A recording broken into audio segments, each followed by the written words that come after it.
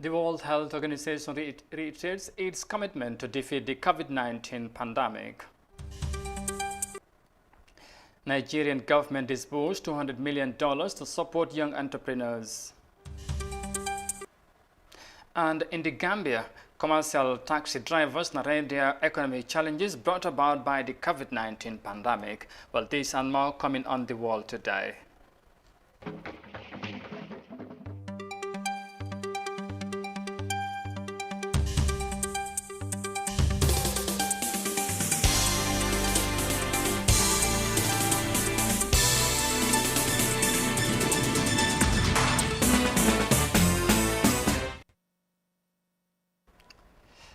This is Africa TV and you are watching the World Today News Bulletin.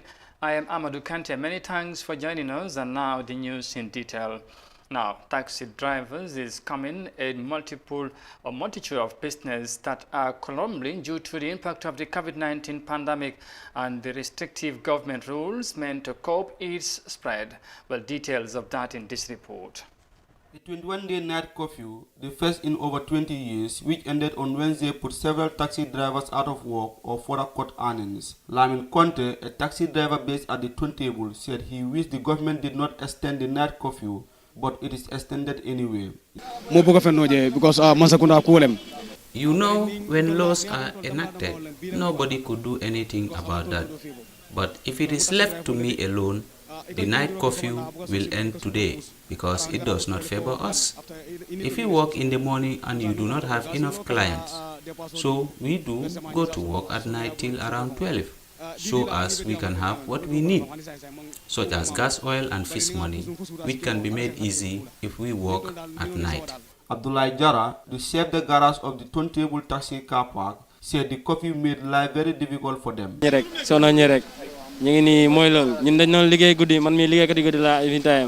are just disturbing us. I used to work at night, but I can no longer work at night anymore. I switched to day, but I struggle because I'm not used to that. And as a result, the owner of the vehicle confiscated his vehicle from me. We need help, and you see, I am now a chef de garage. COVID-19 has had a major impact on most businesses, forcing some to shut down completely and many others cutting down on staff and salaries. Reporting for Africa TV, I am Ibrahim Kebi Sonko. Taxi drivers in the Gambia lamenting on their economic challenges they are going through amid the impact of the COVID-19. And from that report there, next we head to Nigeria because Nigerian government is providing $200 million as a support package for young entrepreneurs in the country. The financial support, which is coordinated by the Youth and Sports Ministry, is meant to reduce unemployment among young people. About half of the country's youth are without jobs, according to the United Nations. Here's more details of that. 17-year-old Adesonia Oluwatosin Deborah is making pastries for breakfast. Deborah says she wants to set up a catering business, but she has no money to actualize this dream. I have a dream to become a very big chef, a well-recognized chef in the world, but the problem is the fund, the money. So if I should have the money now, sure, I'll be able to supply, open my own restaurants, a very big one, have my own signature dish, many of them. At this catering center in Abuja, Deborah joined other young chefs to perfect her baking and cooking skills. People need to come to this type of training, like White Dish Catering Center, to be empowered well, not to be going to quacks, so that it does not affect the society, because we train them to become to become international chefs. Nigeria is home to nearly 100 million young people between the ages of 18 to 35, according to the United Nations. But more than half are without work or are underpaid. As part of ways to help tackle this, the Nigerian government has decided to extend credit facilities to at least 6 to 8 million young people with businesses and creative ideas to start up. Experts say this move by the government could go a long way in tackling the problem of unemployment and enable young people to contribute immensely to the country's economy. We expect that each of the youth given this fund are already self-employed. Once they can start their own business, they also employ others too that will work for them. We also have, of course, a lot of wealth creation. If the youth they are able to use the fund very well, they will be able to produce the local goods and services in a very innovative way. They are more competitive. They can embrace more modern technology to do their businesses. However, similar empowerment programs for young people have been launched in the past, and critics argue that beyond funding, the government will need to tackle challenges affecting implementation. The bottleneck we have in this case is the bureaucracy in the process of administering, disbursing, and monitoring this fund. Then the other bottleneck is we don't have a robust training institution in this country that would like to train the youth and prepare their mind towards entrepreneurship. So the training institution need to be empowered also. The capacity of this institution need to be improved upon for them to be able to manage these funds and for this fund to get to the right people with innovative mindset or innovative products. Authorities say this particular fund will be closely monitored by the Ministry of Youth and Sports and will be disbursed between the years 2021 and 2023. For millions of young people like these, access to funds for business and the right skill set is something experts say could create a whole new generation of entrepreneurs in Nigeria and lift millions out of poverty. And from that report in Abuja, Nigeria, we come back home because former Information Minister Demba Ali Jallow has told Africa TV that he is not a member of the United Democratic Party after making an appearance during the party's launch of a food distribution initiative. The Jallow said he is convinced by the objective of the initiative, which he said is apolitical. Ibrahim John has more details of that in this report. Demba Ali Jallow was present at the United Democratic Party's launch of a food distribution initiative on Thursday, would have people asking if he was a member of the country's main opposition party, but he is not. He said it will be erroneous to consider him a UDP member only because he appeared at their event or because he serves in a food committee set up by the political party. The former Minister of Information said he doesn't belong to any political party. No, I think it's a mistake to call it UDP. I mean, because actually what happened was when Mr. Dabo first approached me about this COVID-19 buntung, I was hesitant in becoming a member of the committee because I am not a member of the UDP. I don't belong to any political party whatsoever. But when they explained to me what the objective of the buntung is, I was convinced that it has nothing to do with politics. It has nothing to do with the UDP, and that's how I agreed to become a member of the committee, because I saw the objective was very noble. In fact, I was even more convinced when the first distribution they did was in Kuntaur, and as you know, Kuntaur Area Council is the only municipality in this country which is not controlled by the UDP. So you see, I was convinced that okay, then there is nothing political in this, and I can become a member.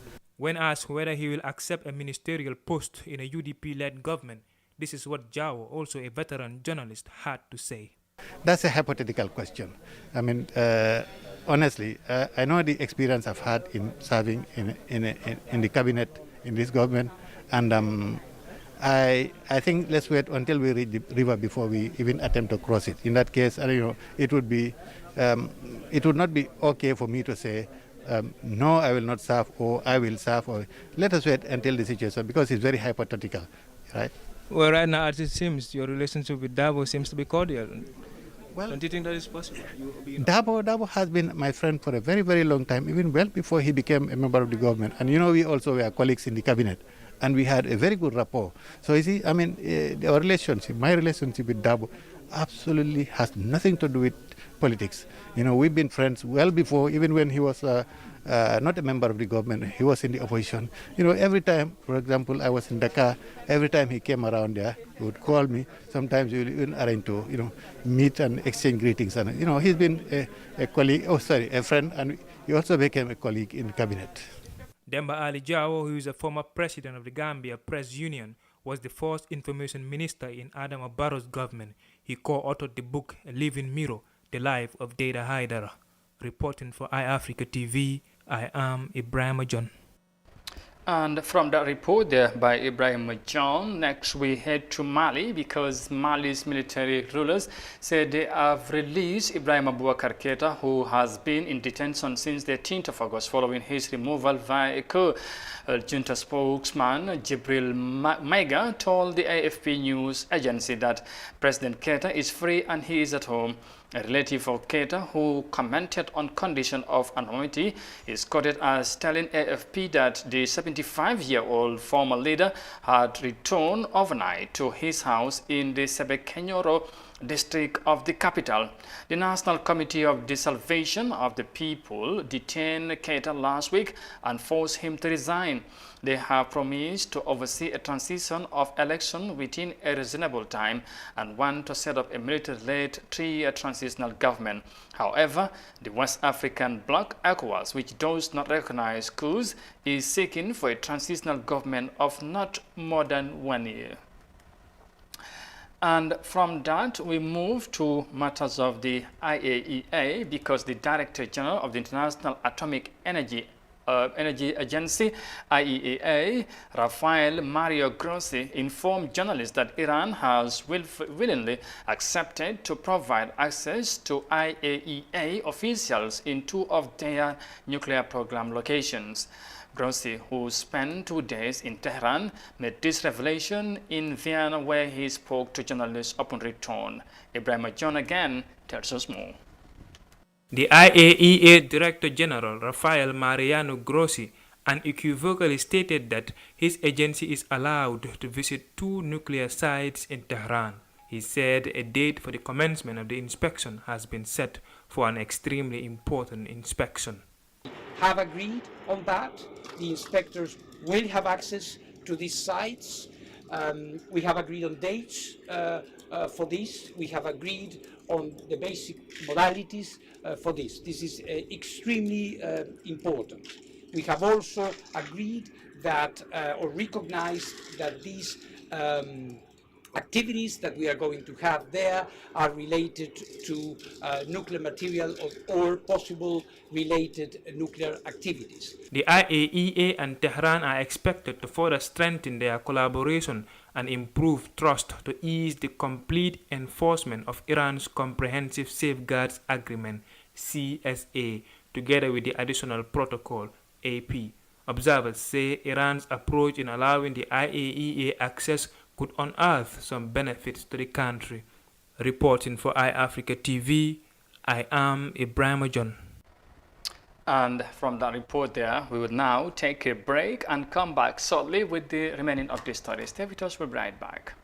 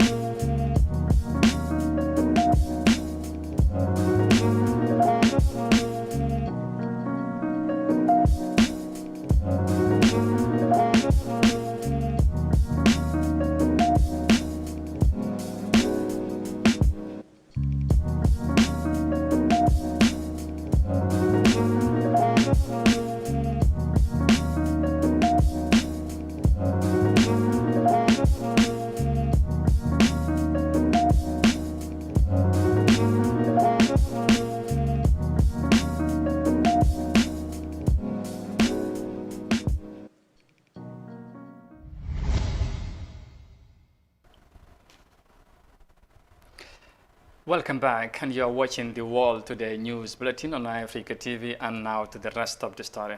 Now, the Gambia government on Thursday extended the state of public emergency and curfew for another 21 days. Mosques and churches can now open 15 minutes before a congregational prayer is due and close immediately after prayers are completed, according to an amendment to the COVID-19 regulation released on Thursday. Worshippers must wear face masks and observe social distancing alongside other preventive measures against the coronavirus. According to the new order, mosques and churches are expected to set up committees to enforce this regulation. People who violate this regulation face a fine of $5,000 or a sentence to a week of community service, according to the president of the country, who declared another 21-day state of emergency and curfew on August 27. Muslims will have to carry their praying mat or prayer mats to the mosque while the state of emergency is active, and the July 24 Public Health Dangerous Infection Diseases Protection Regulation 2020 will be forced throughout the country. Meanwhile, the nightly curfew will be active from 10 p.m. to 5 a.m. and will be enforced by the police. But people on official COVID-19 duties, ambulances and journalists on coverage are exempted from the curfew. Now, in an effort to fight the global pandemic, the Abusi Committee for Development donated bags of rice and face masks to the residents of Abuko on Thursday. According to the committee, the support is meant to mitigate the hardship brought about by the COVID-19 pandemic. Details of that in this report by Aissatou Tamba. The Abusi Community for Development on Thursday donated 2,500 face masks and 720 bags of rice to the residents of Abuko to help in the fight against the coronavirus outbreak in the Gambia. The president of the association, Omar Sedikan, also known as Dubales, said he was duty-bound to give back to a community that has given him so much support. And they were standing for me, both black and white. So today I see that it's also my duties to come and participate in my community, stand for them, and we come out together, we support each other, be there for each other. Asan Jaju, a member of the association, said although a lot of people can embark on such initiatives, only a few can do it. Jaju said their gesture is apolitical as they have given support to the community in the past. This is not the first donation we did. Since the start of the pandemic, we gave out hand sanitizers worth more than 150,000 and other items and distributed it all over the community. And we made so it was well monitored. And today is another donation of more than 600 bags of rice and face masks to the people of Abusi through the leadership of Omar Sedikan under the guidance of the WHO. Fadia Kamara, a beneficiary, extended gratitude to the youths for the gesture, saying they have been suffering for decades. It is such a delight that I can't even say how much it means to me, because we have been suffering for a decade now. But with the help of this gentleman here and his organization, we are thanking God, and I am praying for him that may the guidance and protection of Allah be with him. It was hard for us to go out at night due to the lack of the electricity in our area, but all thanks to him, it is in the past. The donation of food items and face masks came a month after the Gambian government made the wearing of face masks mandatory. Reporting for iAfrica News, I am Aissatou Tamba. And from the report, they are next to matters of the WHO, because the World Health Organization continues its fight to eliminate COVID-19 pandemic. The WHO boss said his organization is to establish an international health regulations mechanism meant to respond to the novel coronavirus pandemic. Desise tells us more of that. The WHO's Director General, Dr. Tedros Adhanom Ghebreyesus, said the international health regulations are an instrument of international law that is legally binding on 196 countries, including the 194 WHO member states. The committee will involve experts who will monitor different aspects of the international health regulations in response to the COVID-19 pandemic. Although the review committee's remit is specific to the IHR, It will communicate with the Independent Panel for Pandemic Preparedness and Response and with the Independent Oversight Advisory Committee for the WHO Health Emergencies Program to exchange information and share findings. The first cases of the coronavirus were reported in Wuhan, a city in China, last year. On Thursday, the WHO said it has sent 2 of its members to China to research the origin of the coronavirus. The 2 colleagues who traveled to China, the purpose of their visit was to prepare the conditions for the expert group that will travel to do the study. To date, regarding this investigation in the phase 1, and I take... When the international group the international experts are put together, then of course, naturally, they will travel to Wuhan to start the study. Because it's the basics of inquiries like this to start the study from where the first report came. The WHO and partners have supported governments with scaling up health facilities and laboratory capacities and setting up points of entry screening at airports and crossing points to reduce the transmission of the virus. There are more than 24 million COVID-19 cases worldwide, with nearly 1 million deaths. For iAfrica News, I am Daisy C. The World Health Organization there intensifies efforts in the fight against the COVID-19 global pandemic. And now to Uganda, because Ugandan health authorities intensify efforts to eradicate the polio disease after the WHO declares Africa polio-free. A survivor of the disease is working with 2 charitable organizations from the US that are providing assistance to people infected with the polio virus. Since 2010, the country has not registered any new cases of the paralyzing virus. Let's have more details of that in this report. Francis Mugwanya is helping disabled people become mobile again. Mugwanya says he went through a hard time growing up without a wheelchair. He got polio when he was 3 years old, which left his legs crippled. A vaccine for polio was hard to come by at that time. I began school with my older brother putting me on the back of a bicycle and taking me to school. So once he dropped me off, I would have to crawl on my hands and knees to get around, to go to the kitchen to get porridge, to go to the latrines, and of course you know what latrines are like in Uganda. Mugwanya is now running a charity in Uganda to help disabled people acquire wheelchairs. He says he doesn't want people with disabilities to go through a similar experience. I started working because I had gone to school and I started working, and most of the people with disabilities don't work. And I saw so many of them that were dragging themselves in the dirt, and it just broke my heart. I was like, nobody should be able to live such a life. Through his project, more than 15,000 wheelchairs have so far been given out for free. 2 organizations in California, Free Wheelchair Mission and Jenny and Friends, fund the wheelchair charity. Before I got this wheelchair, life was hard. If there was no one to carry me around, I could not move. Mugwanya is among millions who suffered paralysis from polio when the virus was still in Uganda.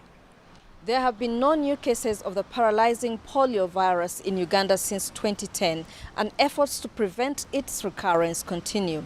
The Ministry of Health says it will ensure the country remains polio-free by vaccinating all children under 5 years. The disease mainly affects young children.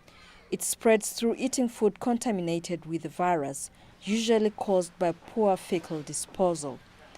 The WHO says 1 in 200 infections leads to permanent paralysis and could be fatal. The Health Ministry says it's a big relief to have Africa free from polio, but it won't relax its campaigns against the virus. We will continue with our vaccination efforts against the polio as long as polio is not eliminated throughout the world. So for us, it is a consolidation because the reactive campaigns we have been doing because a neighbor diagnosed the polio is now going to go down. The World Health Organization says the polio virus has decreased by 99% globally, but states must put in more effort to eradicate it completely. But people like Mugwanya will continue helping those who still need assistance, regardless of their disability. And that report there in Kampala, Uganda, finally brings this news bulletin to an end. But for more details on this and other stories, as always, you can log on our website on iafrica.tv. But once again, many thanks for the pleasure of your company. Thanks for watching. Stay safe and bye for now.